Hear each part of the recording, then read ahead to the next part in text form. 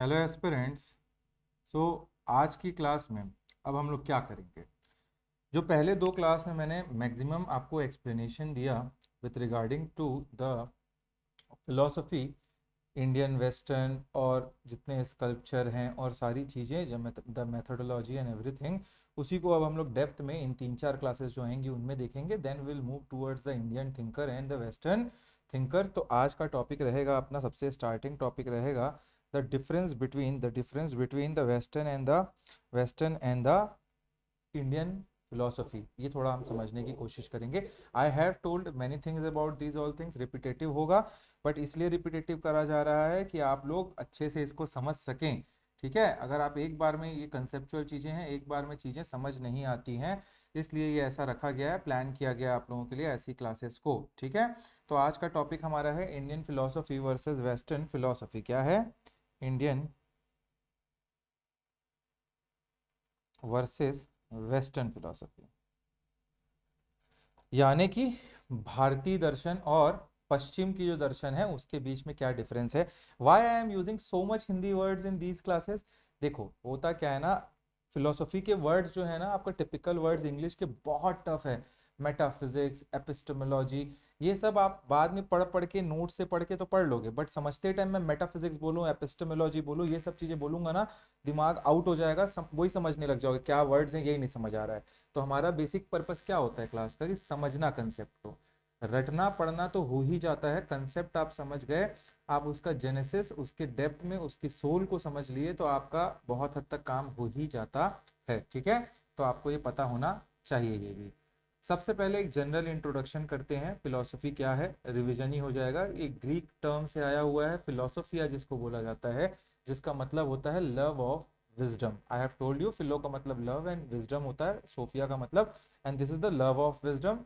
ज्ञान के प्रति आपका प्रेम जो होता है उसी को बोला जाता है फिलोसफी। इसे, फिलोसफी को आप बोल सकते हो कि इसको मदर ऑफ ऑल साइंसेस बोला जाता है।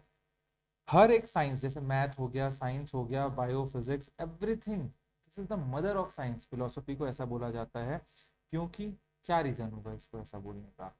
क्योंकि हर ज्ञान की शुरुआत एक सवाल से होती है। कभी ना कभी सवाल आया होगा दिमाग में कि लाइट वेव फॉर्म में है कि लाइट लाइट पार्टिकल फॉर्म में है। ये सवाल नहीं आता तो क्या फिजिक्स होता? धरती गोल है कि धरती फ्लैट है? चंद्रमा से जो मून से धरती का डिस्टेंस है अर्थ का, वो कितना है? कितने सारे ट्रोपोस्फियर, स्ट्रेटोस्फियर, क्या एटमॉस्फियर में कितने भाग हैं? ये सब चीजें कब आई? जब दिमाग में क्वेश्चन आया। ठीक है, तो एवरीथिंग इज, वही तो फिलोसफी है ना। फिलोसफी क्या है? फिलोसफी के फंडामेंटल सवाल जो ढूंढता है वही है फिलोसफी। जैसे मैं कौन हूँ, ठीक है, ये दुनिया क्यों है, सही और गलत क्या है। तो ये सारी चीजें जो क्वेश्चंस आपके दिमाग में अराइज हुए, उसी के कारण सारे साइंस के जो स्ट्रीम्स हैं वो डेवलप हो पाए। समझ में आ रहा है? तो it is also called as the mother of all sciences. ठीक है, we have divided philosophy in four different parts, that is metaphysics, metaphysics जिसको रियलिटी क्या है बोला जाता है। देन एपिस्टेमोलॉजी, नॉलेज कैसे मिलती है, जिसके बारे में हम बात किया गया था। और एथिक्स, सही गलत क्या है, और एक लॉजिक। ठीक है, तो ये चार चीजों में सब डिवाइडेड है। चलिए अब आज के मेन टॉपिक पे आते हैं, वेस्टर्न फिलोसफी पे हम आते हैं सीधा। तो आपको पता होना चाहिए, रुडयार्ड किपलिंग थे। रुडयार्ड किपलिंग की कहानी है east is east, west is west. क्या बोला था उन्होंने? East is east, west is west. ये एक कहानी है, इसको समझते हैं क्या है। हम सबसे पहले आप भी देखेंगे रूडियर्ड किपलिंग की फेमस लाइन, आप लोगों ने सुनी है कि नहीं पता, बहुत जनरल लाइन है, east is east, west is west and never the two shall meet. East is east, west is west and never the twin, बोला था उन्होंने, ट्वेन, TWAN, ट्वेन का मतलब टू होता है। ठीक है, never the two shall meet. ये वर्ड, ये लाइन को पहले 2 बार पढ़ो आप लोग, पहले पढ़ो इस लाइन को, क्या बोलना चाह रहा है, फिर मैं आपको समझाता हूँ इस चीज को। इस लाइन से हमें पता चलता है, हमेशा से जो आपका वेस्टर्न थॉट है, जो ईस्टर्न थॉट है, ठीक है, दोनों की विचारधारा, दोनों की आइडियोलॉजी बहुत अलग अलग है। ठीक है, मतलब दोनों में एक वेस्ट वेस्ट है, ईस्ट, ये इनका कहना है, ये ईस्ट है, ये वेस्ट है। तो west is west, east is east, इन दोनों की आइडियोलॉजी में बहुत ज्यादा अंतर है। हमको समझना है कि एक फिलॉसफी दूसरी फिलॉसफी से हो सकता है डिफरेंट हो, ठीक है, और उसको फिर हम कंपेयर करते हैं फिलॉसफी में। तो ये हो गया आपका किसका लाइन हो गया, रूडियार्ड का जो बोला था। अब इसी के आगे हम लोग टॉपिक को बढ़ाएंगे और बात करेंगे अब वेस्टर्न क्या है, वही कि वेस्ट इज वेस्ट, अब वो क्या है समझते हैं, ईस्ट इज ईस्ट, ये क्या है, क्यों दोनों में इतना डिफरेंस है और क्या डिफरेंसेस है ये समझने की कोशिश करेंगे। दोनों कभी एक पॉइंट पे आके नहीं मिलेंगे, ये भी याद रखिएगा, ठीक है। नाउ सबसे पहले हम बात करेंगे इंडियन फिलोसफी की। हम इंडियन फिलोसफी को लेते हैं और उसकी बात स्टार्ट करेंगे विद द एक गहरा और होलिस्टिक, एकदम आप बोल सकते हैं इसमें एक्सप्लेनेशन समझेंगे हम लोग। मैंने आप लोगों को पहले ही क्लासेस में बता दिया है, इंडियन फिलोसफी की शुरुआत वेदास से हुई थी।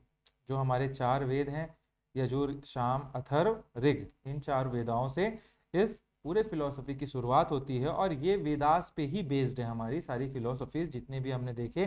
सांख्य देखा, कारवाक देखा, आपने मीमांसा, उत्तर मीमांसा देखा, वेदांत देखा, सारे के सारे जो हैं, वैशाखिका देखा, न्याय देखा, ये सब कहीं ना कहीं they have the, sorry Charvaka नहीं होगा, चारवाक को हटा दो, वो नॉन मतलब वो वेदास को नहीं फॉलो करते। और सारे जो हमने इंडियन फिलोसफीज देखी ऑर्थोडॉक्स वाली, वो सारी की सारी आपकी वेदास पे ही बेस्ड हैं। चाहे वो आप इंडिया में कहीं रह रहे हैं तो चाहे वो हिंदू फिलोसफी हो वो भी उसी के ऊपर बेस्ड है, चाहे वो बुद्धिस्ट फिलोसफी हो, चाहे वो सिख फिलोसफी हो, सब में एक कॉमन फोकस है, that is spirituality and inner peace. क्या है? स्पिरिचुअलिटी, पूजा पाठ, एंड सब किसकी खोज में है? मन की शांति, इनर पीस की खोज में है। इसका मतलब इंडियन फिलोसफी की जब मैं बात करता हूं तो इंडियन फिलोसफी का मुख्य या बेसिक आइडियोलॉजी या बेसिक काम क्या है? मोक्ष की प्राप्ति करना या निर्वाण प्राप्त करना। याद रखिएगा, जीवन का अंत आपका क्या है? जीवन में आप जो जी रहे हैं, या तो आप मोक्ष और निर्वाण यही प्राप्त करने के लिए, केवल ये प्राप्त करना ही हमारे जीवन का एम है। सीजीपीएससी निकालना, पैसे कमाना, सब अच्छी चीज है, ये सब एक पाथ है, अंत होगा मोक्ष से, ये हमारी इंडियन फिलोसफी का कहना है, आपको पता होना चाहिए। अब इसको थोड़ा डीप में लेके जाते हैं, मोक्ष क्या है? व्हाट इज मोक्ष? What is it? सोचिए थोड़ा, मोक्ष क्या है? इंडियन फिलोसफी का फाइनल गोल मोक्ष या मुक्ति है। क्या है? मोक्ष प्राप्ति या मुक्ति मिल जाना। इसका मतलब है जो आपका जन्म मृत्यु, that is the cycle of birth and death जिसको बोलते हैं हम। आप बार बार मरते हैं, बार बार पैदा होते हैं, फिर बार बार आप मरते हैं, that is the cycle of birth and death. इसी को हम संसार कहते हैं। इस संसार में आप बार बार पैदा होंगे, बार बार मरेंगे, और इस संसार के ये बर्थ और डेथ के साइकिल से मुक्ति को ही हम मोक्ष बोलते हैं, ठीक है। ये आपका बेसिक गोल है आपका, हमारी फिलोसफी का। Now why is it important? Sir क्या है, क्यों है, क्यों इम्पोर्टेंट है ये चीज? देखो, इस संसार से ही सारे दुख आते हैं। आप पैदा हुए तो दुखी थे क्या? जिस दिन आप पैदा हुए तो आप दुखी थे क्या? Might be your parents were having some stress, but जब तक आप पढ़े लिखे नहीं, आपको थोड़ा नॉलेज नहीं आया, 15-16 साल की उम्र, तब तक आप दुखी नहीं हो पा रहे थे, क्योंकि आपको इस संसार के बारे में उतना नॉलेज नहीं था। फिर आपने देखा ये संसार है, उसी के कारण ये दुख आ रहा है। उसके पास पैसा ज्यादा, वो ज्यादा नंबर ले आ रहा, वो ज्यादा सक्सेसफुल हो गया, मेरे पास ये नहीं, हेल्थ की दिक्कतें, तो ये सब कहाँ से आ रहा है? संसार से आ रहा है। तो जब तक हम cycle of birth and death से बाहर नहीं निकल जाते, तब तक हम पूरे रूप से सुखी नहीं हो सकते। याद रखिएगा, जितना पैसा कमाना है कमा लो, जितना गाड़ी घोड़ा बंगला, डिप्टी कलेक्टर कलेक्टर बनना है बन लो, देश का प्रधानमंत्री प्रेसिडेंट बन जाइए, आप उस साइकिल में रहेंगे डेथ और बर्थ का। और वो इनर पीस, वो इनर सेल्फ, वो सुख की प्राप्ति आपको तब तक नहीं होगी जब तक आप मोक्ष नहीं पा जाए, जब तक आपको मुक्ति नहीं मिल जाएगी।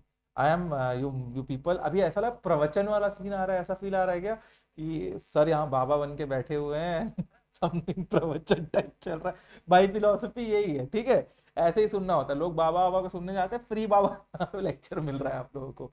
This is what they also say, जो पीपल गो ना, ओल्ड एज पीपल ये सब जाते हैं कुछ कुछ बाबाओं के पास सुनने, वो यही सब बताते हैं, थोड़ा पाखंड के साथ, थोड़ा सा उसमें गिमिक ऐड कर देंगे, ये कर लोगे तो वो हो जाएगा, वो कर लोगे तो ये हो जाएगा।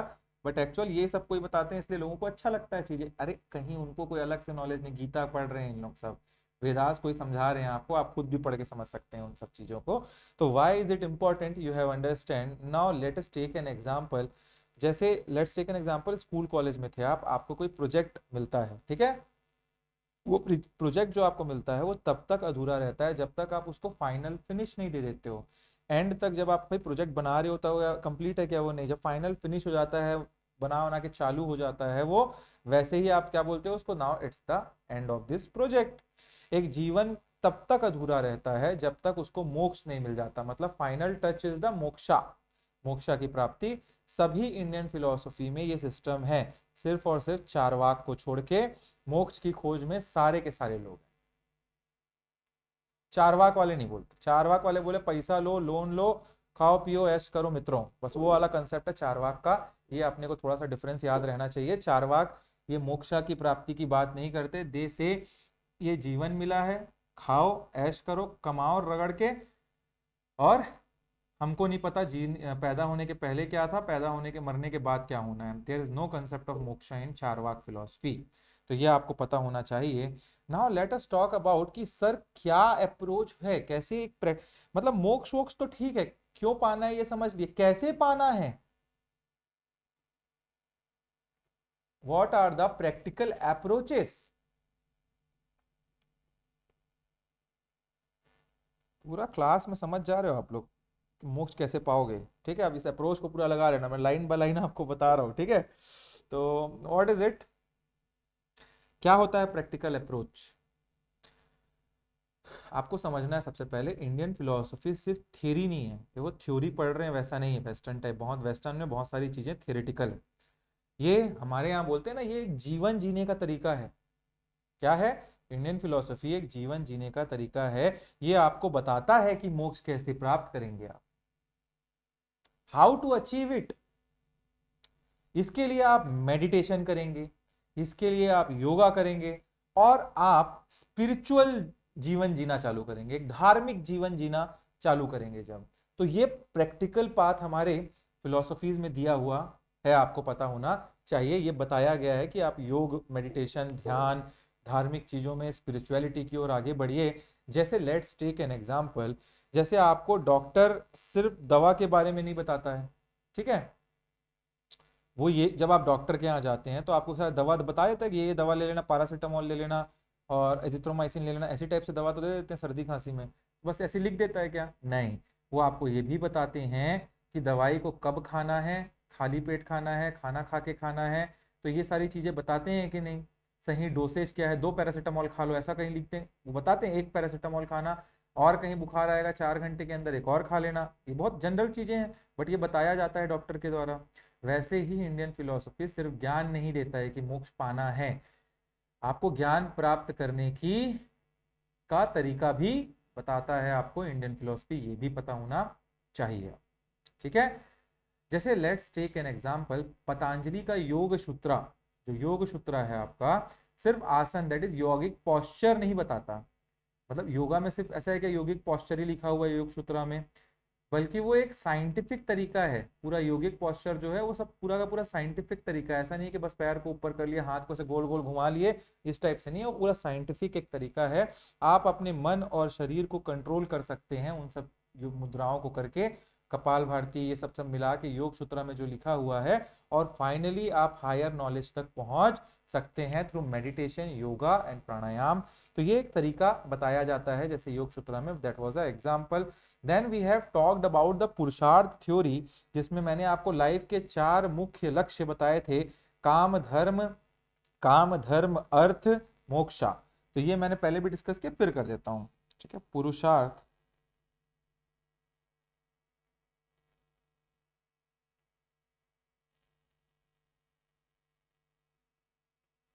4 मेन एम्स ऑफ लाइफ आप बोल सकते हो। What are they, what are they, बताओ भाई। अब थोड़ा पढ़ लियो तो थोड़ा समझ गए हो तो आप भी बता सकते हो इसको, थोड़ा मैं अपने दिमाग को ब्रेन स्टॉर्म करो।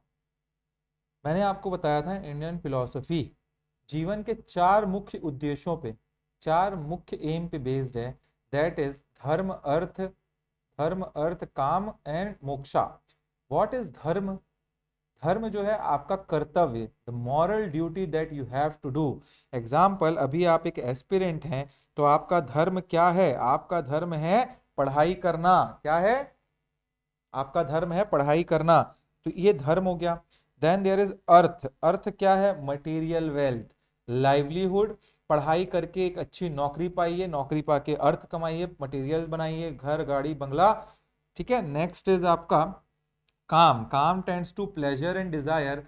अपनी सैलरी से आप अपनी फैमिली को खुश रख सकते हैं, घरेलू सुख प्राप्त कर सकते हैं उन सब चीजों से, तो वो आपका काम हो गया। ठीक है। Pleasure, you get pleasure by helping other, by keeping your family enjoyous and happy, that gives you pleasure. And then the last is moksha. Moksha is what? The liberation, the final goal.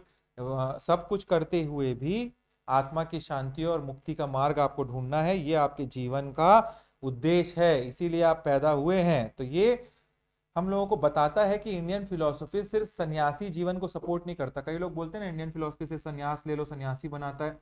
नहीं भैया, Indian philosophy सिर्फ सन्यासी जीवन को ही support नहीं करता, बल्कि एक बैलेंस्ड लाइफ का ब्लूप्रिंट है। ये देख रहे हो, एक बैलेंस्ड लाइफ का ब्लूप्रिंट देता है हमको इंडियन फिलोसफी, जिसके पहले 3 गोल, दैट इज धर्म, अर्थ और काम, जो तीन आपके गोल हैं, वो सब एक बैलेंस्ड लाइफ को आपको जीने में साथ देते हैं। तब आप इन सब को करके मोक्ष की प्राप्ति के लिए आगे बढ़ते हैं।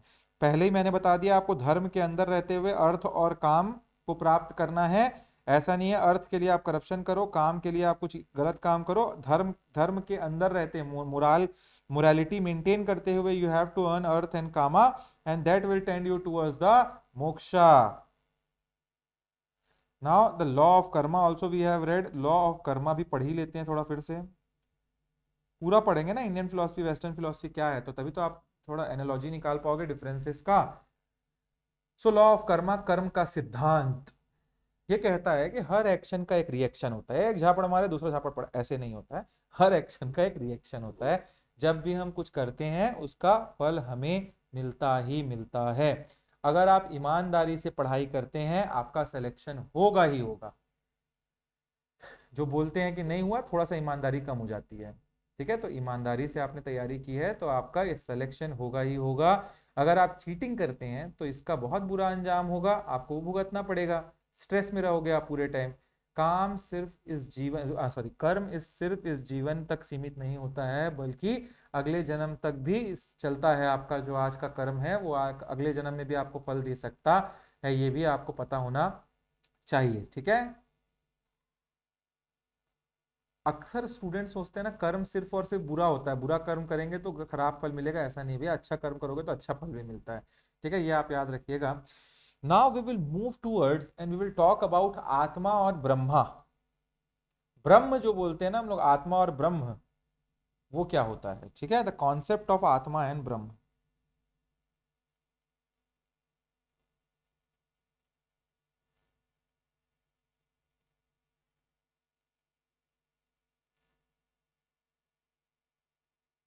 What is it? What is it? Indian philosophy में आत्मा इंडिविजुअल सोल है। आप बैठे हो, आपके अंदर एक आत्मा है। हमारी आत्मा जो होती है अपनी, वो उसको बोला जाता है आत्मा। एकदम क्लियर, कुछ नहीं अलग इसमें। ठीक है, आत्मा आपका इनर सोल है, जो आपका इंडिविजुअल सोल है। और जब ब्रह्मा की बात करता हूं मैं, ब्रह्मा की बात करता हूं तो ब्रह्मा भगवान की बात नहीं हो रही है, पहले ये समझ लेना। ठीक है, ब्रह्मा से आप लोग ये मत सोचे करो ब्रह्मा भगवान की बात हो रही है। ब्रह्मा भगवान ट्रिनिटी है, शिव विष्णु महेश, इन तीनों में जो होते हैं आपके ब्रह्मा विष्णु महेश, सॉरी, ब्रह्मा विष्णु महेश में ब्रह्मा एक भगवान है, बट यहाँ ब्रह्म की बात हो रही है। और ये ब्रह्म की बात जब मैं करता हूं जब भी, तो वो अल्टीमेट रियलिटी की बात हो रही है। एक बोलते हैं ना दुनिया में एक कुछ तो है जिससे सब निकले हैं, वो ब्रह्म है। ठीक है, ब्रह्मा विष्णु महेश, मैं पानी, दुनियादारी, यूनिवर्स, एवरीथिंग इज ब्रह्म। ब्रह्म पे है सबके सब। तो that is what when I से ब्रह्म, दैट इज यूनिवर्सल रियलिटी, यानी यूनिवर्सल कॉन्शियसनेस, परमात्मा जिसको हम बोलते हैं, आत्मा का परमात्मा से मिलन। परमात्मा को कोई नाम नहीं दिया हमने कि ब्रह्मा है, वो विष्णु है, महेश है। परमात्मा is something that is above everything, eternal. ठीक है, तो ये आप समझ रहे हो। ब्रह्म जब मैं बोलता हूं तो कंफ्यूज नहीं होना है। लेट्स टेक एन एग्जांपल, थोड़ा अच्छे से समझोगे आप। आत्मा क्या है? आत्मा एक गिलास में भरा हुआ पानी है, गिलास है उसके अंदर पानी भरा हुआ है, लेट्स टेक पानी। ठीक है, क्या भरा है? पानी भरा हुआ है। तो आत्मा आप बोल सकते हो वो ग्लास में भरा हुआ पानी है। और ब्रह्मा क्या है? ब्रह्मा पूरा समंदर है। क्या? ब्रह्मा पूरा आपका समंदर है। समझ में आया? आत्मा क्या हो गया आपका? ये आत्मा है, ग्लास में भरा हुआ पानी, और ये ब्रह्मा है, ब्रह्म है। ठीक है। अब इसमें डिफरेंट क्या हो गया फिर? ये दोनों चीजें मैं बता रहा हूं जब आप लोग को। पूरा समंदर है, मैंने बोल दिया, पूरा ओशियन ब्रह्म है, और आत्मा एक ग्लास में भरा हुआ पानी है। और ये सब चीजें हम जब आज आज की डेट में फिजिकल नॉलेज और ये सब चीजों को देखते हैं तो हमको रियलाइज होता है कि ये जो ग्लास में भरा हुआ पानी है वो समंदर का ही एक हिस्सा है। ये पानी कहीं ना कहीं समंदर का ही तो हिस्सा है, भले आपने आज ग्लास में भर दिया हो, फिर इस ग्लास को जाके उड़ेल दोगे आप तो इस ओशियन में, तो फिर वो सम्मिलित हो जाएगा, फिर वो मिल जाएगा। तो जो आप बोलते हो ना, अहम ब्रह्मास्मि, आई एम ब्रह्मा, ये वर्ड जो आपने सेक्रेड गेम्स में सुना है वो कहाँ से आया? दिस इज व्हाट, आपका ये आत्मा इसी पानी, इसी ब्रह्म, इसी ओशियन से निकला हुआ है, और इसी ओशियन में आपका काम है अंत में जाके मिलना। This is the difference between आत्मा एंड ब्रह्मा। ठीक है, ये कंसेप्ट इंडियन फिलोसफी के होलिज्म का को दर्शाता है हमको। ठीक है, ये आपको पता होना चाहिए। ये हमको एक्चुअली में बताता है कि हम सब, मैं आप, एक दूसरे से, पूरी यूनिवर्स से कैसे जुड़े हुए हैं। आपका भी आत्मा इसी ब्रह्म में है, मेरा भी यही है, पूरा यूनिवर्स का यही है, तो ब्रह्म से ही हम सब जुड़े हुए हैं। ठीक है, हम ब्रह्मास्मि। Now what is the western concept? मैंने इंडियन फिलोसफी बहुत अच्छे से समझा दिया आपको, यही है। सारी फिलोसफी इसी के इर्द गिर्द घूमती है इंडियन फिलोसफी में। नाउ वेस्टर्न फिलोसफी में ये सब कंसेप्ट नहीं है, ब्रह्मा उम्मा का कंसेप्ट नहीं है, वेस्टर्न लोग ये सब नहीं मानते। वेस्टर्न फिलोसफी इंडिविजुअलिज्म, लॉजिक और साइंस, इन तीनों पे बेस्ड है। Logic, individualism and science. Western, अगर मैं बोलूँ, वेस्टर्न फिलोसफी की शुरुआत एंशियंट ग्रीस में हुई थी, with the starting of the philosopher such as Aristotle, Plato, Socrates. पढ़ेंगे इन सब के बारे में भी, कौन है इन लोग, क्या बोले हैं। अभी पहले क्या फिलोसफी है, बेसिक बड़ा ब्रॉड वे में समझो, फिर एक एक को डीप में भी देखेंगे। ठीक है। तो जब एरिस्टोटल, प्लाटो, सोक्रेटिस ये सब ग्रीस में पैदा होते हैं, इन जैसे थिंकर्स, तो इनका फोकस आप बोल सकते हो स्पिरिचुअलिटी पे बिल्कुल नहीं था। इनका फोकस था लॉजिक के ऊपर, रैशनैलिटी के ऊपर, और इंडिविजुअल ऑटोनॉमी के ऊपर। तो इसीलिए ये पूरा वेस्टर्न फिलोसफी इन्हीं तीनों चीजों के ऊपर घूमता रहता है। इसके जो मेन फीचर्स हैं, अगर मैं बात करूं, तो इनके मेन फीचर्स हैं इंटेलेक्चुअल क्यूरियोसिटी और प्रॉब्लम सॉल्विंग के ऊपर। वेस्टर्न फिलोसफी का जन्म वंडर से हुआ है। किससे हुआ? वंडर से हुआ है। मतलब क्या है, मैं समझाता हूं आपको। ग्रीक फिलोसफर्स जो थे, ये जो एरिस्टोटल, प्लाटो, सोक्रेटिस, इन सब ने सोचा ये दुनिया किस चीज से बनी हुई है। जब आपको कुछ नहीं पता होता, वंडर करोगे ना, मैं इस धरती पे खड़ा हूँ, क्या, कैसे, क्या अंदर क्या है भैया, किससे बना है ये धरती, हवा में क्या है, नीला आसमान नीला क्यों है, पानी नीला क्यों है, ऐसे ही सोचे हम लोग। फिर इन लोग खोजने लगे सच क्या है। जैसे मैं एग्जांपल लेता हूं आपको, थालाज ने कहा था कि कुछ, जो आप बोल सकते हैं, थालाज ने सब कुछ पानी से बना हुआ है, ऐसा बोला हुआ था। ठीक है। इसका बहुत, इसके जो शिष्य हुआ करते थे, इनके जो डिसिपल हुआ करते थे, उस उन्होंने इस थ्योरी को चैलेंज किया। इससे पता चलता है हमको कि वेस्टर्न जो थॉट है उसमें क्वेश्चन पूछना, क्वेश्चन करना और लॉजिक को प्रूव करना बहुत इंपॉर्टेंट था। तो उसी के गुरु थे थैलेस, और उन्होंने कहा दुनिया का हर चीज पानी से बना हुआ है। फिर उनके शिष्य क्या बोलते हैं, नहीं नहीं ये गलत है, और उन्हीं के शिष्यों ने इसको प्रूव किया। ठीक है। इसका मतलब वेस्टर्न फिलॉसफी का गोल क्या है? वेस्टर्न फिलॉसफी का गोल मोक्ष पाना नहीं है, बल्कि ट्रुथ, सच्चाई को रैशनैलिटी से समझाना है। समझ रहे हो?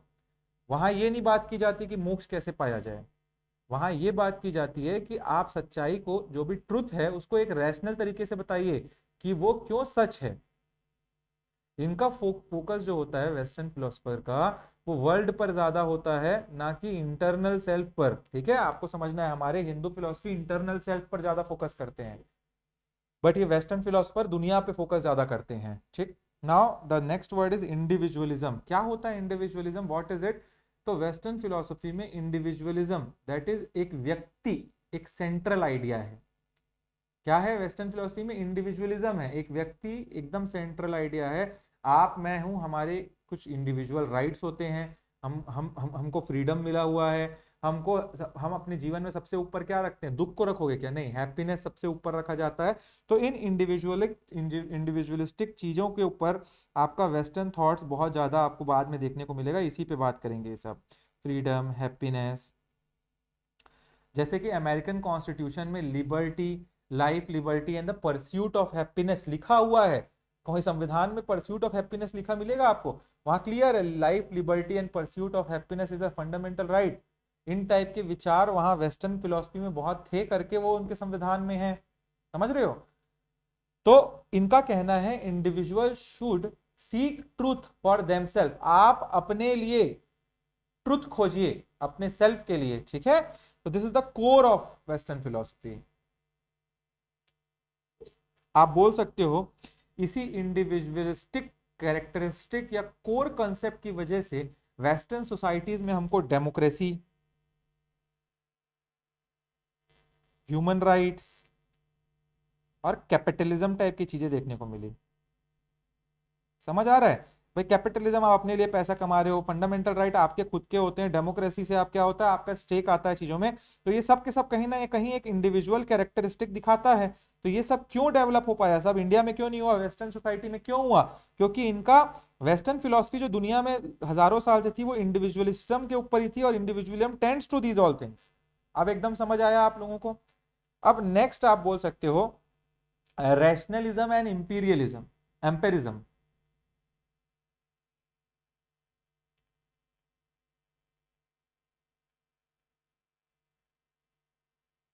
What are they? ये समझिए, सबसे पहले ये नॉलेज आप लोगों को कैसे मिलेगा? ये नॉलेज प्राप्त करने के दो अलग अलग तरीके हैं जो वेस्टर्न फिलॉसफी जानने वाले लोग और लिखने वाले लोगों ने बोला। और इन रास्तों के लिए आपको या तो राशनल रहना पड़ेगा या फिर आपको इंपीरियलिज्म रहना पड़ेगा, इंपीरियसिज्म। अब ये रैशनलिज्म की बात डेक्रेटिस करते हैं, डेस्क्रेटिस, डेस्क्रेटिस की बात हम बाद में करेंगे। तो रैशनलिज्म का मतलब क्या होता है? नॉलेज एक कोई रीजन से आता है, जैसे एक मैथ का फॉर्मूला, कुछ ना कुछ रीजन हुआ होगा, ऐसा ही नहीं कि A plus B plus C ऐसे लिख दिए। अगर ए प्लस बी का होल स्क्वायर आपने कुछ ए प्लस बी का whole square, A plus B A minus B, A square plus B square plus two A B, A square plus B square minus two A B, ये सब कहीं से आया है ना, सब फॉर्मूलेज। तो या v square minus u square equals to two a, ऐसे सब पढ़ते हो आप लोग। V is equals to you plus at, physics में कहाँ से आया? ये ऐसी लिख दिया क्या किसी ने कि V is equals to you plus A T? मन कर रहा था, वेलोसिटी को initial velocity, final velocity, acceleration और टाइम को ऐसे लिख देते हैं और ये सही भी हो जाएगा। नहीं भैया, ये रैशनलिज्म है, यही रैशनलिज्म है। इस पूरे पर्टिकुलर इक्वेशन तक आने के लिए, इन सब इक्वेशन तक आने के लिए आपको कोई ना कोई नॉलेज होना चाहिए, और नॉलेज के पीछे एक रीजन होना चाहिए। That is what rationalism is. Next is एम्पिरिज्म। What is एम्पिरिज्म? तो लॉके और ह्यूम हुआ करते थे दो आपके फिलोसोफर वेस्टर्न फिलोसफीज में।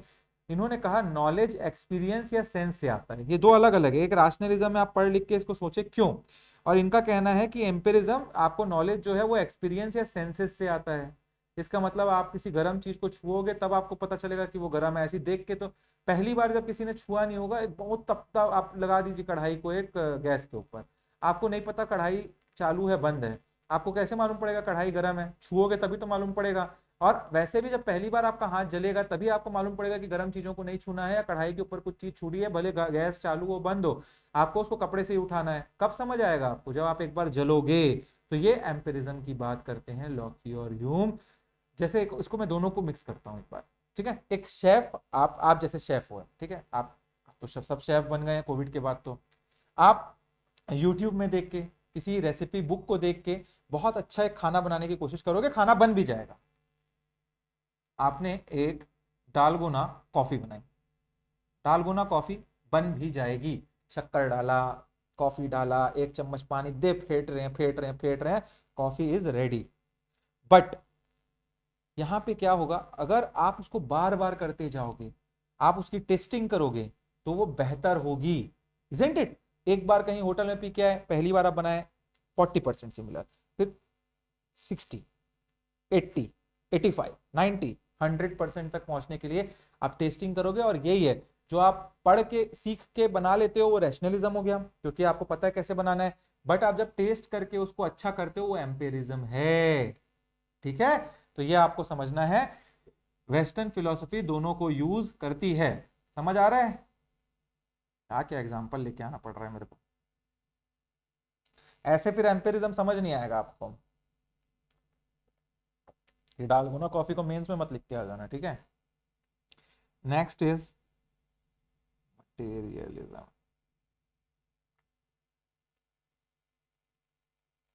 2 मिनट की मैगी खा लेंगे, बोलेंगे क्यों सर शेफ वेफ बनने की जरूरत क्या है। मगर एक बात बताऊं, मैं आज तक मैं जितने बार मैगी बनाया आई हैव बीन, घर से बाहर मेरा आधा जीवन निकला, बट मैंने कभी आज तक मैगी को 2 मिनट में बनते नहीं देखा। एक बार मेरे दोस्त ने 2 मिनट की मैगी बनाने की कोशिश, कच्चा खाना पड़ गया हमको, भारी टेंशन, क्या ही बताएं हम। दिक्कत तो था। देन मटेरियलिज्म एंड सेक्युलरिज्म की बात कर रहे थे हम। बट कुछ भी बोलो यार, मैगी इज समथिंग जो हम कभी भी खा सकते हैं, खाने में, रात में, सुबह में। मतलब क्रिकेट खेल के रात में खाना नहीं आया, मेड नहीं आई है घर पे, मतलब बाहर रहते थे जब, तो उसमें भी खा सकते हैं, any day, any time. Maggi तो मेरे को लगता है कि आप कैसे भी खा सकते हैं, उसमें चीज़ डाल के खा लो, कुछ भी डाल के खा लो। The very go to food. बहुत खराब फूड है, बहुत अनहेल्दी फूड है, बट कभी भी खा सकते हैं, इसमें कोई दो राय नहीं। ठीक है, स्टूडेंट लाइफ में, गरीबी के टाइम ये सब चीज़ें बचा के रखती हैं। अभी हम जब हॉस्टल हॉस्टल में रहा करते थे, तो मंथ के आखिर तक तो पैसे हो जाते हैं खत्म, तब क्या करोगे तुम। शुरुआत जब होता है तो इंसान मतलब करोड़पति वाली फीलिंग आती है, जिस दिन घर से पैसे वैसे आते हैं उस टाइम पे तो लग रहा है कि क्या ही है, एकदम कोल्ड कॉफी पी लेंगे जाके, क्या खाना है बोलो, आज तो बटर पनीर भी खा लेंगे। फिर आखिर में हॉस्टल का खाना 15 दिन बाद अच्छा लगने लगता है। फिर आखिरी के 5 दिन में तो सब अच्छा लगता है, तब तो उसके बाद मैगी बिस्किट सब अच्छा लगने लगता है। तो हॉस्टल में जो कैंटीन होते हैं रात में खुले रहते हैं, वही हम लोग को सरवाइव करते हैं, क्योंकि अगले महीने उसको आप पैसा दे पाते हैं। तो ऐसा कुछ सिनेरियो सबके साथ होता है, आपके साथ भी होता रहा होगा। एंड दैट इज व्हाट हम बोलते हैं ना कि आपको हमेशा आप चेरिश करोगे अपने पुराने लाइफ को, क्योंकि वो उस टाइम पे भले आपके पास पैसे नहीं होंगे, but you are having the charm and you are having the zeal to have everything. When you have everything ना, you don't tend to get that happiness, और वो खुशी या प्लेजर आपको उन चीजों से नहीं मिलेगी। ठीक है, वो 4 लोगों के साथ बैठ के मैगी खाना एंड नाउ आज 10 प्लेट मैगी बना के खा लेना इज डिफरेंट। ठीक है, तो that is something very good. तो इसीलिए आपको जब भी जहां भी हो, जब भी जैसे भी रह रहे हो, be in the moment, live your life. ये एग्जाम अपनी जगह है, एग्जाम के चक्कर में लाइफ को बर्बाद नहीं करना है, कि एग्जाम के चक्कर में बाबा बन गए, दाढ़ी वाड़ी बढ़ा के, बाल वाल बढ़ा के पागल हो गए हैं, लड़कियां एकदम टेंशन में आ गए सुबह से रात, कोई मतलब नहीं है। पेपर निकलना है, निकल ही जाएगा। दिन के 7 से 6 घंटे चाहिए होते हैं बस। दिन में कहीं 24 आवर्स आर देयर, 2 घंटे आप रिक्रिएशन करो। अगर आप बाहर रह रहे हो तो दोस्तों के साथ चिट चैट कर सकते हो, डिस्कशन कर सकते हो। और अगर आप घर में रह रहे हो तो आप, ये स्त्री को भी क्या प्रॉब्लम है, कुछ ना कुछ खोल देती है, बात करते रहो तो। चलिए तो आगे बढ़ते हैं, ज़्यादा लेक्चरबाजी नहीं करेंगे। मटेरियलिज्म एंड सेक्युलरिज्म की बात करते हैं। वेस्टर्न फिलोसफी का फोकस फिजिकल वर्ल्ड पर ज़्यादा होता है, मैंने आप लोगों को पहले ही बताया। वो सक्सेस को वेल्थ, पैसा, पावर, मटेरियल पोजेशन से जोड़ के देखते हैं वेस्टर्न थिंकर्स। हमारे टाइप नहीं कि मोक्षा की प्राप्ति करना है इनको। ठीक है, तो आपको पता होना चाहिए। और इसीलिए आपको यूएस और वेस्टर्न कंट्रीज में साइंस रिवॉल्यूशन, इंडस्ट्रियल रिवॉल्यूशन क्यों देखने को मिला, क्योंकि उनकी सोच ही थी ना, ये सोच का ही नतीजा था उनका, अच्छा ही था। उनका सोच था मटेरियल बढ़ाने का, पैसा कमाने का, कैपिटलिज्म, पावर, इसीलिए यूएस आज हेजेमनी क्रिएट किया है। उनकी फिलोसफी वही है, हमारी फिलोसफी नहीं है किसी और को दबाने की। ठीक है, तो ये उनको जो साइंस में इतना डेवलपमेंट मिला, this was the reason their philosophy was that type of thing. ठीक है, तो चलिए लिखिए जनरल इंट्रोडक्शन टू फिलोसफी। इसमें लिखिए first point, the term philosophy comes from Greek word philosophia, philosophia, meaning love of wisdom.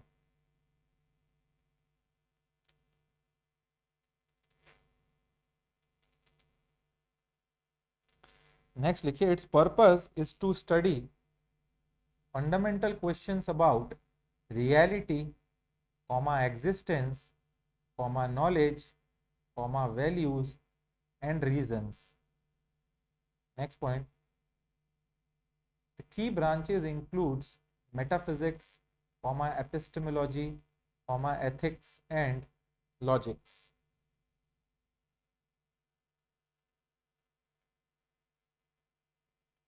देखिए Indian philosophy करके पहला पॉइंट लिखो, its origin is rooted in ancient Indian text, primarily the Vedas. Next लिखिए core focus is on deeply spiritual and holistic understanding of self and the ultimate reality, आत्मा और ब्रह्म की, ठीक है। नेक्स्ट पॉइंट लिखिए, the ultimate goal of Hindu philosophy is to attain moksha, that is liberation from the cycle of birth and death, which is known as sansar, SAMSARA। की concept लिख लो।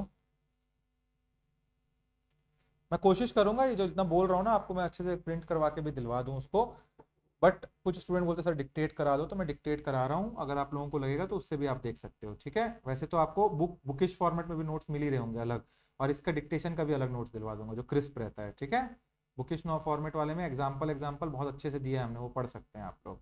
Next is पुरुषार्थ, की कॉन्सेप्ट के अंदर पहले पुरुषार्थ के डैश करके लिखो, the 4 aim of human life, that is dharma bracket में duty, artha that is bracket में वेल्थ, काम ब्रैकेट में डिजायर, मोक्ष ब्रैकेट में लिबरेशन। नेक्स्ट पॉइंट लिखो, लॉ ऑफ कर्मा डैश करके लिखो, the principle that every action has a corresponding consequences, influencing this life and future lives। Next point लिखो, आत्मा and Brahma, इसमें लिखिए द इंडिविजुअल सोल ब्रैकेट में atma and the universal soul bracket में Brahma, full stop.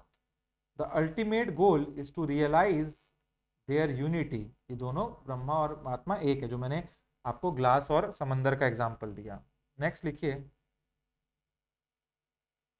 Western philosophy, इसके अंदर लिखना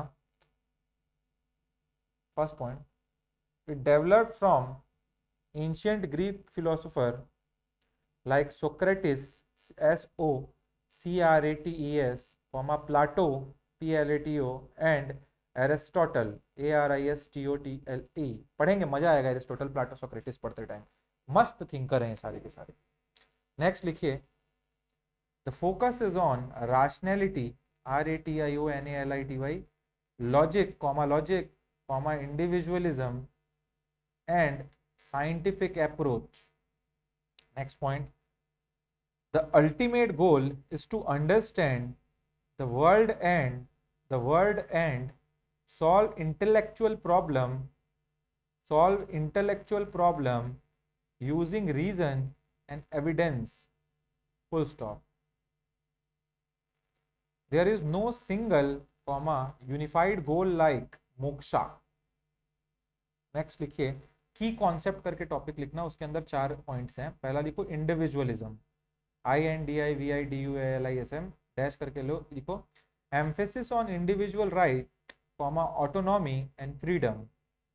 next लिखो rationalism, इसमें लिखो the belief that knowledge is primarily derived from reason and logic। Next empirism, EMPIRICISM, the belief that knowledge is derived from sensory experience। आखिरी लिखो materialism, इसमें लिखो a focus on the physical world and material success, ठीक है। चलो, तो अब हम लोग वेदास के बारे में जानने की कोशिश करेंगे। इसको मैंने लिखा तो पहले दिया है, और फिर समझ लेते हैं व्हाट आर वेदास। एक एक करके आप अच्छे डीप में जाएंगे। तो वेदास जो है ना, वेदास इंडियन फिलोसफी और रिलीजन का एक फाउंडेशन है। फाउंडेशन स्क्रिप्चर मतलब पूरी इंडियन फिलोसफी इन वेदास से ही निकली हुई है। इन्हें हम श्रुति भी कहते हैं। क्या बोलते हैं, मैंने श्रुति स्मृति अच्छे से पढ़ा दिया है ना, तो श्रुति भी कहा जाता है वेदास को, जिसका मतलब है जो सुना गया हो, यानी कि ये ज्ञान ह्यूमन बीइंग ने लिखा नहीं है। ठीक है, ये समझ गए, मतलब कभी ना कभी किसी ऋषि मुनि ने सुना है उसको, इसका मतलब ये एटर्नल है, ये भगवानों द्वारा लिखा हुआ है, सुन सुन के इसको आज हम लिख दिया हमने वेदास को। क्या मतलब समझ गए आप, ये जो वेदास वो हैं जो चीजें हम सुना हुआ है, श्रुति उन्हीं को बोला जाता है। ठीक है, श्रुति में जो सुना हुआ गया चीजें हैं, बल्कि उन्हें जो क्या किया गया, ऋषियों ने गहन किया है अध्ययन को, मेडिटेशन से भगवान का नॉलेज पाया और नॉलेज को बोल बोल के अपने शिष्यों को बढ़ाते गए। तो ये आपको पता होना चाहिए। हमने 4 हिस्से में वेदास को पढ़ा था लास्ट क्लास में, दैट आर संहिताज। संहिताज क्या होते हैं, मैंने बताया था ये मंत्र और हाइम्स का कलेक्शन है। जैसे ओम या गायत्री मंत्र आप पढ़ते हैं, वो सब मंत्र संहिताज का ही हिस्सा हैं। इनका उपयोग हम कब करते हैं संहिताज का, जब यज्ञ या रिचुअल हमको करना होता है, उस टाइम संहिताज से ही आप पढ़ते हैं। ठीक है, देन नेक्स्ट मैंने बताया था ब्राह्मणास। ये ब्रह्मा ब्राह्मणा सब अलग अलग है ना। ब्रह्म जब मैं बात कर रहा हूं तो एटर्नल गॉड परमात्मा की, ब्रह्मा जब मैं बोल रहा हूं तो अलग, और ये ब्राह्मण जब बोल रहा हूं तो ये टेक्स्ट की बात हो रही है। ठीक है, ये टेक्स्ट बताते हैं हमको क्या कि रिचुअल्स और यज्ञ कैसे करने हैं, पहले अग्नि लगानी है, लकड़ी रखना है, कैसे रखना है, वहां पे स्वास्तिक बनाना है, दूबी कहाँ रखना, पानी कहाँ रखना, कौन सा भगवान रखना, ये सब बताता है ब्राह्मण। ये तरीका हाउ टू गाइड है, ये हाउ टू डू गाइड है ये। ठीक है, वैदिक सेरेमनीज को कैसे करना है।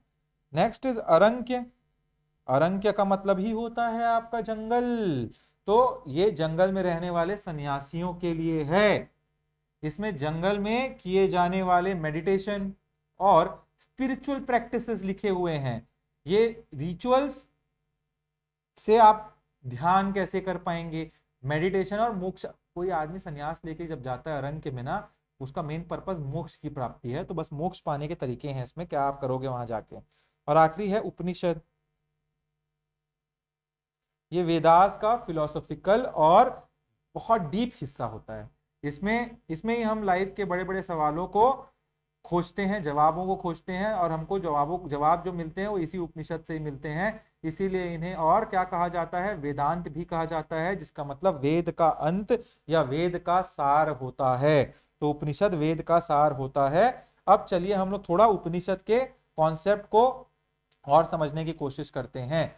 तो ब्रह्मा एंड आत्मा, ये इसी के कंसेप्ट के अंदर आएगा। तो क्या होता है ब्रह्मा, क्या होता है आत्मा।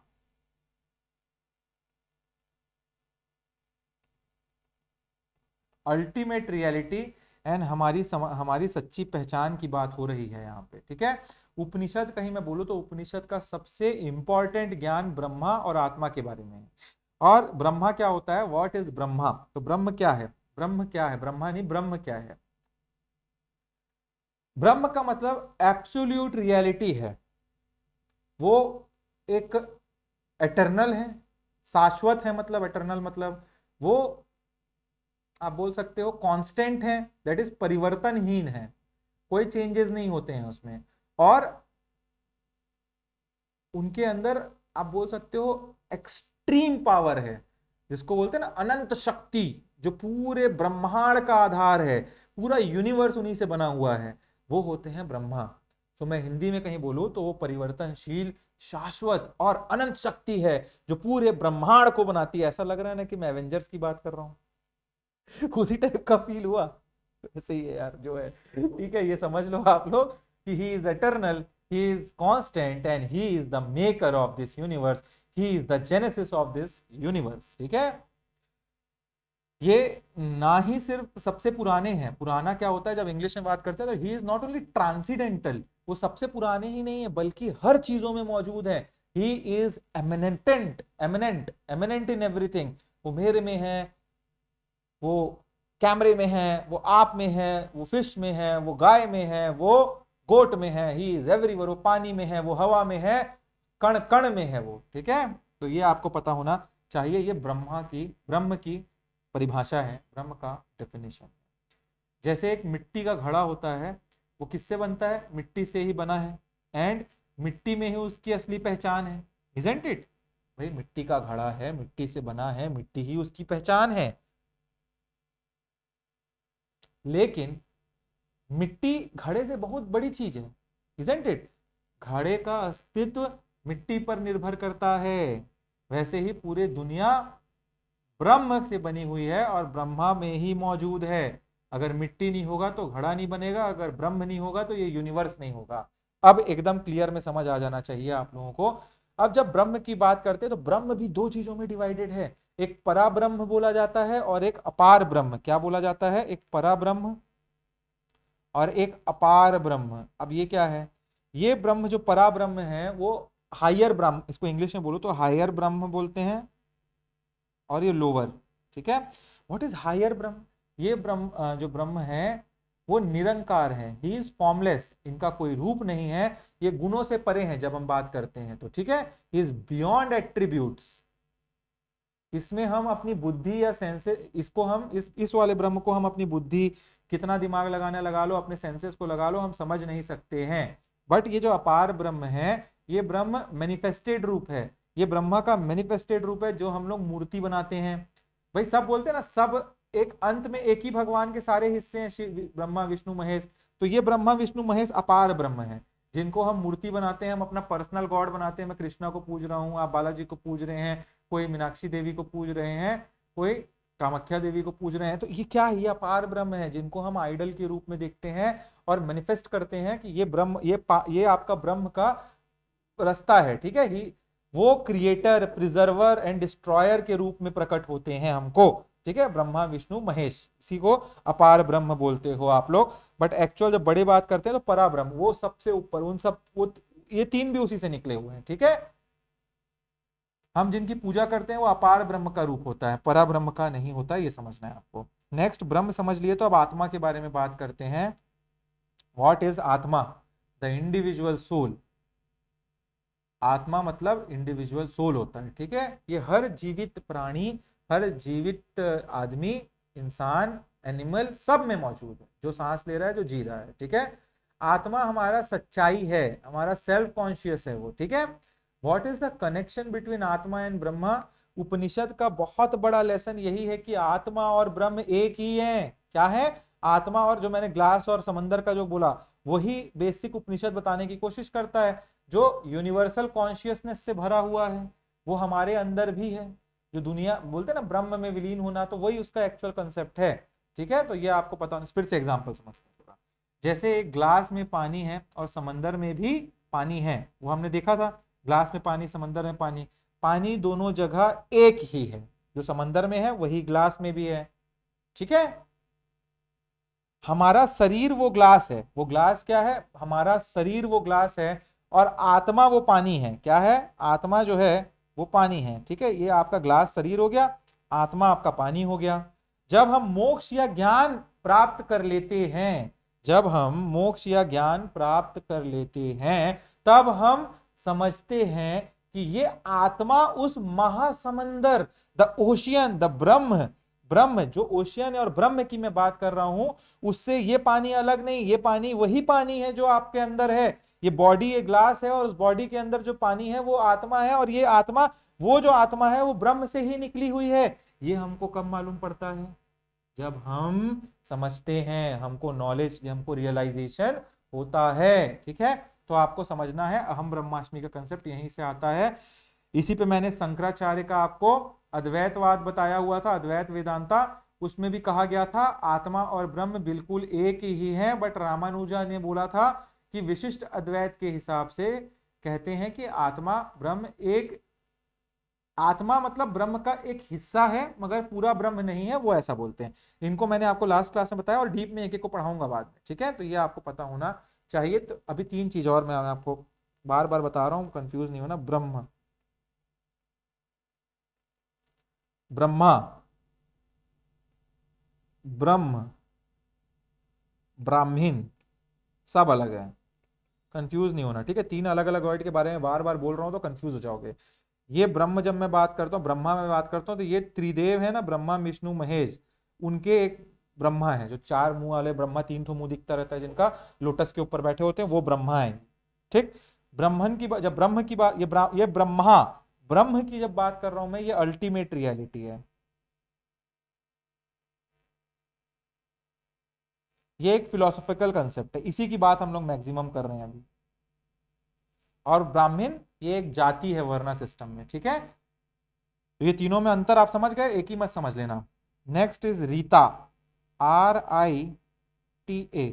रीता की बात करते हैं हम लोग। रीता क्या है? The cosmic law and order.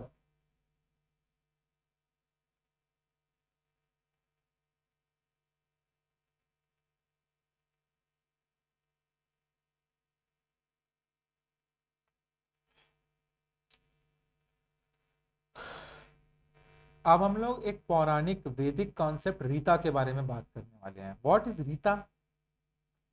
Rita universe का कॉस्मिक एंड मॉरल ऑर्डर है। ये एक प्रकार से एक नेचुरल लॉ है जो हर चीज को, हर व्यक्ति को, हर चीजों को व्यवस्थित रखता है। कैसे समझते हैं? क्या एग्जाम्पल? सूरज रोज सुबह निकलता है, ठीक है। मौसम अपने समय से बदलता है, rainy season, winter season, summer season. चांद एक साइकिल में ही चलता है। ये सब रीता के नियम हैं। ये सब प्रकृति के संतुलन को बनाए रखते हैं। The equilibrium that is maintained in the universe are due to the concept of rita. अगर सूरज रात में निकले और सुबह डूबे तो आपको समझ, कल ऐसा हो जाए आज सुबह निकला कल रात में निकला, कभी कभी 24 घंटा सूरज दिख रहा है, तो ये सब बिगड़ जाएगा संतुलन। कब सो पाएंगे हम लोग? टेंशन ही टेंशन हो रहा है। उसके बाद रात के 3 बजे निकल रहे हैं, सोच रहे हैं कि बढ़िया लॉन्ग ड्राइव में जा रहे हैं, आज पूरा प्लान बना है, आज रात को सन का निकलने का मन हो गया, सन निकल गया। फिक्स ही नहीं है कब सन निकल रहा है। चंदा मामा बोल 3 दिन नहीं निकलूंगा मैं अभी। पोलार जगहों की बात नहीं कर रहा हूँ, कंसेप्ट मत घुसा लेना यार, ठीक है। पोलर में सर 6 महीना रहता है ऐसा वाला नहीं, जो बेसिक बात है ये बात बता रहा हूँ, ठीक है।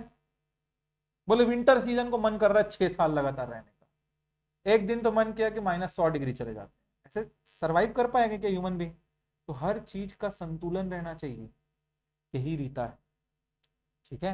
Now we will talk about rita and human morality, ठीक है। ह्यूमन मोरालिटी, रीता जैसे मैंने अभी बोला सिर्फ प्रकृति को ही कंट्रोल नहीं करती है। रीता प्लस ह्यूमन मोरालिटी,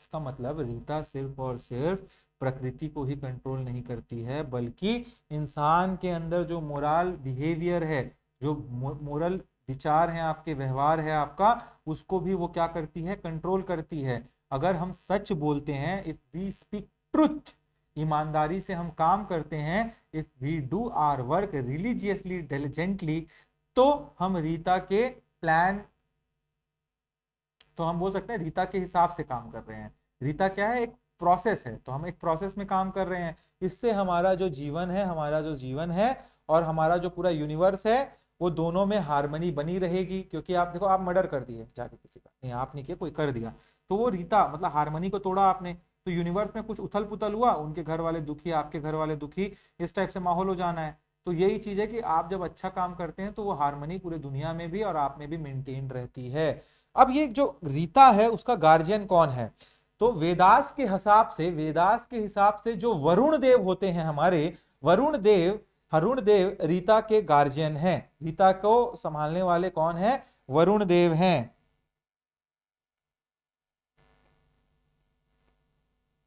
और मित्रा देव इनका साथ देते हैं इसको करने में।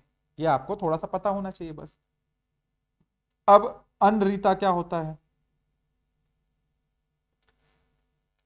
रीता का उल्टा अनरीता होता है, यानी रीता का उल्लंघन करना। Rita that is the process को तोड़ना। जैसे मैंने बोला, किसी ने किसी का मर्डर कर दिया, झूठ बोलना, ये सारी चीजें जो होती है अनरीता होती हैं। अगर इंसान झूठ बोलता है, गलत काम करता है, तो वो अनरीता कर रहा है। इससे कॉस्मिक ऑर्डर में उथल पुथल हो जाता है, एक अनईजीनेस, एक असंतुलन टाइप का एक माहौल बन जाता है। और इसी के लिए यज्ञ किया जाता था, इसी के लिए बलि दी जाती थी, सेक्रीफाइस, इसी के लिए पूजा पाठ करते हैं कि उस रीता को मेंटेन करके रखें। कुंभ में जाएंगे और अपने रीता को मेंटेन कर लेंगे। क्या होता है? आपने जो भी कर्म किया सब वहां नहाने से ठीक हो जाता है। क्यों? क्यों ठीक करना? वो रीता को मेंटेन करने के लिए है। हो सकता है आपने बुरे कर्म किए हो, कुंभ नहाने से आप स्वर्ग चले जाओगे, ठीक है। That is what is it, you have to understand. तो इसमें आप लिखिए द वेदास, इसमें लिखिए पहला point, the foundational scripture SCRIPTURES of Indian philosophy, comma considered shruti, bracket में that which is heard, full stop. It है, next point, it has 4 parts. पहला Samhitas, collection of hymns and mantras, HYMNS। Next Brahmana, BRAHMANAS।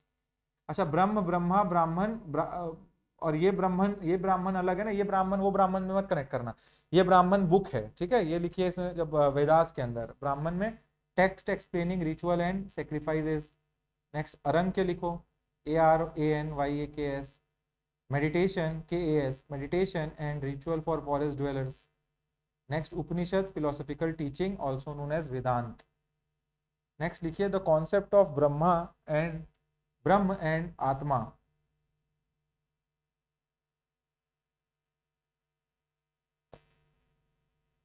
Brahma and आत्मा, इसमें ब्रह्म लिखो पहले, BRAHMAN। English में N लिखना पड़ता है, साइलेंट हो, ठीक है, डैश करके लिखो, the ultimate comma unchanging reality and the foundation of the universe. Next लिखो इसमें परा ब्रह्म, PARABRAMHA, ब्रैकेट में हायर ब्रह्म भी लिख सकते हो, डैश करके लिखो the higher, the formless and transcendental expect, TRANSCENDENTL, transcendental में सबसे अपार, ठीक है। इसीलिए मैं हिंदी ज्यादा यूज कर रहा हूँ, क्योंकि ट्रांसीडेंटल बोलूंगा अभी तो ठीक है, आप पढ़ लोगे तो 2-4 बार में याद हो जाएंगी, मगर ये पहली बार में आपको ये सब वर्ड्स, फॉर्मलेस, हायर, ये सब फिलोसॉफिकल वर्ड है। और देखो, जो फिलोसफी पढ़ोगे तो फिलोसफिकल वर्ड यूज करने ही पड़ेंगे भाई, एकदम नॉर्मल वर्ड यूज करके नहीं होती चीजें। अपार ब्रह्म लिखो फिर, the lower manifested aspect, comma often seen as personal god, ईश्वर जिसे हम बोलते हैं, ठीक है। नेक्स्ट लिखिए आत्मा, द इंडिविजुअल सोल और self, comma the true essence of a person. Next point लिखो, the Upanishad teaches that atma is identical to Brahm, realizing this oneness lead to moksha. Next लिखिए द कंसेप्ट ऑफ रीता, लिखिए पॉइंट लिखते जाओ, the cosmic and moral order that governs the universe and human action. Next point, it ensures the proper functioning of nature, comma such as the cycle of sun and seasons. Next, it is the ethical law that human must follow to maintain universal harmony. Next, the Vedic god is considered Varun, the Vedic god is considered the guardian of Rita. Next लिखो अनरीता, ANRITA, इसमें लिखिए the violation and disruption of Rita through unethical actions. चलो, आज की class को we will and here. अब next class में हम लोग गीता से स्टार्ट करेंगे। आई होप सो चीज़ें बहुत अच्छे से समझ आ रही हैं, आप लोग को मज़ा आ रहा है क्लासेस करने में। This is something new, I know थोड़ा सा टफ लग रहा होगा, बट समझिए 1-2 रिविजन में सब सही हो जाना है, ठीक है। चलो मिलते हैं नेक्स्ट क्लास में, till then keep studying, thank you for watching the classes guys.